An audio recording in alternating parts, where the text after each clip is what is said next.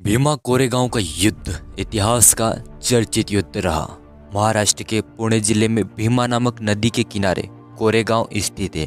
इस नदी और गांव के आधार पर ही भीमा कोरेगांव युद्ध का नाम अस्तित्व में आया। यह युद्ध हमें भारत की पुरानी परंपराओं से भी अवगत कराता है कि किस प्रकार पेशवा द्वारा भारत के एक समुदाय महार को कमर पर झाड़ू और गले में मटका बांधने को मजबूर किया जाता था, ताकि कोई महार रास्ते से चले तो उनके पैरों के निशान झाड़ू द्वारा मिटते रहे और वे थूकना भी चाहे तो उन्हें अपने गले की मटकी में ही थूकना पड़े। कई लोगों को लगता है कि युद्ध महारों और मराठों के बीच हुआ, लेकिन ऐसा नहीं है। आइए भीमा कोरेगांव युद्ध को 5 बिंदुओं में विस्तार पूर्वक जानते हैं और फिर कमेंट में आप अपनी बात रखिएगा। नंबर 1, मराठा शासन का अंत और पेशवाओं का उद्भव। पेशवा मूल रूप से मराठा साम्राज्य के राजा यानी छत्रपति के अधीन होकर कार्य करते थे। मराठा साम्राज्य की नींव छत्रपति शिवाजी महाराज ने रखी। उनका राज तिलक 1674 में हुआ था। उन्होंने अपने जीवन में मुगल साम्राज्य के विरुद्ध कई युद्ध किए थे। 1713 तक आते आते मराठा कमजोर पड़ने लगे थे और पेशवा जो कि ब्राह्मण थे वे मुख्य भूमिका में आ गए और मराठा नाम मात्र का राजा रह गए और आगे चलकर पेशवाओं ने शासन की बागडोर संभाल ली। नंबर 2, महारों पर नियम थोपना।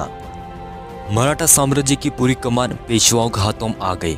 उन्होंने महारों पर कई जातिवादी नियम थोप दिए, जैसे कि उन्हें कमर पर झाड़ू और गले में मटका बांधने को मजबूर किया गया, ताकि जब कोई महार रास्ते से चले तो उनके पैरों के निशान झाड़ू द्वारा मिटते रहे और वे थूकना भी चाहे तो उन्हें अपने गले की मटकी में ही थूकना पड़े। इसका विरोध महारों ने किया। ज्योतिबा फुले जैसे समाज सुधारक महाराष्ट्र के ही थे। शिवाजी महाराज के समय महार सेना में भर्ती हो सकते थे, लेकिन पेशवाओं ने महारों को सेना में भर्ती करना बंद कर दिया। अब महारों को नई सेना में शामिल होने की जरूरत पड़ी। तब देखिए ब्रिटिशों ने क्या किया। नंबर 3, महारों का ब्रिटिश फौज में शामिल होना। भारत में अंग्रेजों का आगमन 1600 में हो गया था।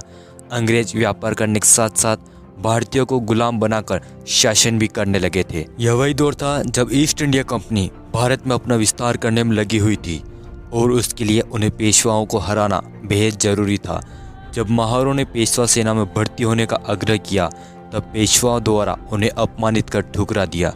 यह बात जब अंग्रेजों को पता चली तो उन्होंने महार जाति के लोगों को समानता की शर्तों पर अपने साथ अंग्रेजी सेना में भर्ती कर लिया और इस तरह आगे चलकर भीमा कोरेगांव युद्ध अस्तित्व में आया। नंबर 4, भीमा कोरेगांव युद्ध।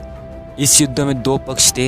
एक पेशवा बाजीराव द्वितीय 28,000 से अधिक सैनिक पुणे में हमला करने के लिए जा रहे थे। वहीं दूसरा पक्ष ईस्ट इंडिया कंपनी की टुकड़ी के कप्तान फ्रांसिस स्टैंटन के अगुवाई में 800 सैनिक थे, जिनमें अधिकांश महार थे, जो कि पुणे ही ब्रिटिश सैनिकों की ताकत बढ़ाने के लिए जा रहे थे। पेशवा और ब्रिटिश दोनों ही पुणे के लिए जा रहे थे, लेकिन रास्ते में इन दोनों सेनाओं की मुलाकात हो गई और जो पेशवा पुणे पर हमला करने जा रहे थे उनका सामना रास्ते में ही ब्रिटिशों से हो गया। ब्रिटिश सेना कोरेगांव में स्थित थी। पेशवा बाजीराव द्वितीय ने ब्रिटिश सेना पर हमला करने के लिए 2000 सैनिक भेजे और इस तरह युद्ध छिड़ा भीमा कोरेगांव युद्ध। 1 जनवरी 1818 को यह भीषण युद्ध हुआ, जिसमें पेशवाओं के 20,000 घुड़सवार और 28,000 पैदल सैनिक सहित युद्ध के लिए कुछ तोपें थी। वहीं ब्रिटिश सेना के 500 पैदल सैनिक, 300 घुड़सवार व युद्ध के लिए तोपें थी। ब्रिटिश सेना में अधिकांश महार जाति के लोग थे। दोनों सेनाओं के मध्य करीब 12 घंटे तक युद्ध चला। ब्रिटिश महार सेना के आगे पेशवा टिक न सके। कैप्टन फ्रांसिस स्टैंटन के नेतृत्व वाली ब्रिटिश महार सेना विजयी रही। इस जीत के बाद पेशवाओं का शासन खत्म हो गया। उन्होंने पेंशन के बदले शाही दावों का आत्मसमर्पण कर दिया। इस युद्ध में शहीद हुए महार सैनिकों को श्रद्धांजलि देने के लिए ईस्ट इंडिया कंपनी ने कोरेगांव में एक विजय स्तंभ की स्थापना की। वही स्तंभ का शिलालेख ये घोषित करता है कि कैप्टन स्टैंटन के बल ने पूर्व में ब्रिटिश सेना के सबसे गर्वित विजय में से एक को पूरा किया। महारों के महत्व के लिए कोरेगांव में मारे गए सैनिकों के नाम हैं। नंबर 5, कोरेगांव युद्ध चर्चा और विवाद। भारत के संविधान निर्माता कहे जाने वाले बाबा साहेब भीमराव अंबेडकर 1 जनवरी 1927 को कोरेगांव स्थित विजय स्तंभ गए।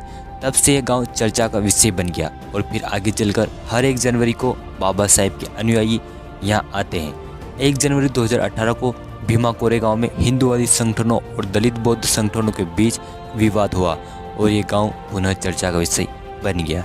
अब हमारा आपसे यह सवाल है कि जाति व्यवस्था ने हमारे देश को किस प्रकार से तबाह किया और ये भेदभाव कैसे खत्म होगा। आपकी राय कमेंट में ज़रूर बताएं।